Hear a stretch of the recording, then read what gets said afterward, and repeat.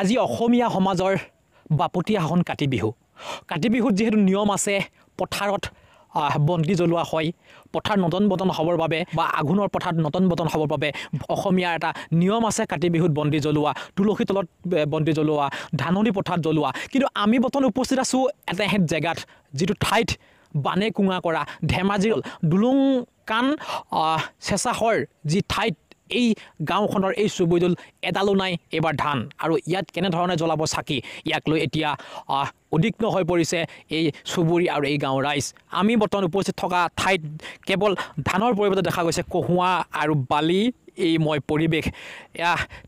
এক প্ৰকাৰ ক'বলৈ গ'লে এই পথাৰ নতুন বতন হোৱা এটা সময়ৰ পথাৰ আছিল, যি পথাৰত সপোন ৰচিছিল কৃষক, য'ত কপালৰ ঘাম মাটিত পেলাই তেখেতলোকে বছৰটোৰ খাবৰ বাবে খেতি কৰিছিল। আৰু অসমীয়া কৃষিজীৱীসকলৰ নিয়ম আছে যে কাতি বিহু উলহ মালহে নহ'লেও কঙালী বিহু হিচাপে পালন কৰি আহিছে। কিন্তু এইসকল গাঁৱৰ চুবুৰী মই দেখুৱাইছোঁ এইসকলৰ দৃশ্য, এইসকলে এইবাৰ চাকি এগছি জ্বলাবলৈ পথাৰত এডাল নাই ধান। কিন্তু আজি কেইবাটাও বছৰ আপোনালোকৰ খেতি বাতি নাই, আমি গম পাইছোঁ। জীয়াঢল নদীয়ে আপোনালোকক কুঙা কৰি পেলাইছে, ইতিমধ্যে সৰ্বশান্ত কৰি পেলাইছে।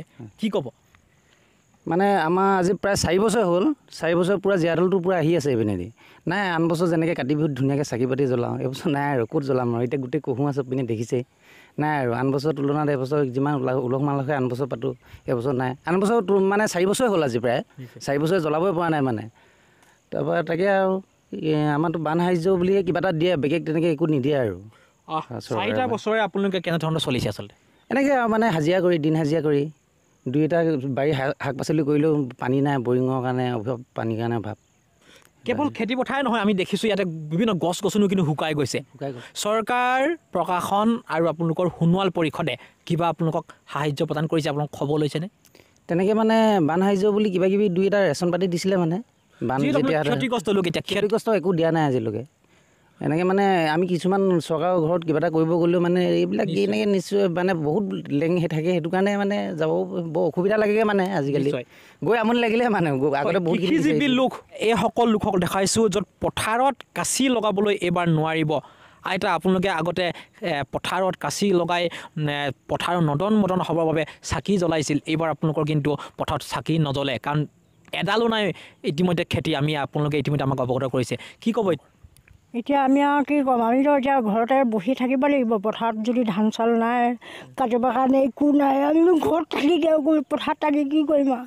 বালিৰ ওপৰতে আমি তেনেকৈ থাকিব লাগিব আৰু।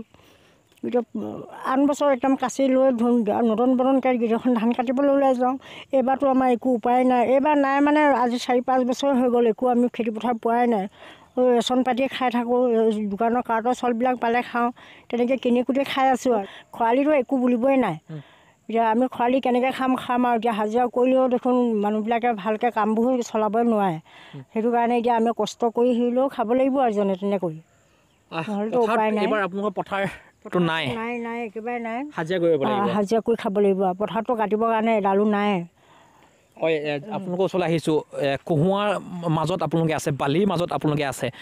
পৰিয়াল আপোনালোকে এতিয়া কেনেকৈ চলে আচলতে? পৰিয়াল কি আৰু সেনেকৈয়ে এতিয়া চলি আছোঁ আৰু। দিন হাজিৰা কৰি মানুহজন কামলৈ যায়, কামৰ পৰা আহি সেনেকৈ পকা কাম কৰে। পৰিয়ালৰ ঘৰ কেনেকৈ আছে আপোনালোকৰ? ঘৰ কি দেখিছেই নহয়। কোনে কোনে আছে? অকল ল'ৰা 2জন, শাহু বৈ, তাৰপৰা মানুহজন, মই। কিমান বছৰ হ'ল এই আচলতে বানে আপোনালোকক কুঙা কৰা? 5 বছৰমান হ'ল, বেছিয়ে হ'ল। এইবাৰ পথাৰত কি কৰিব? এইবাৰ আপোনালোকেতো আঘোণত কি কৰিব? আপোনালোকে বহি থাকিব লাগিব। আঘোণত এতিয়া বহি থাকিব লাগিব, কি কৰিব?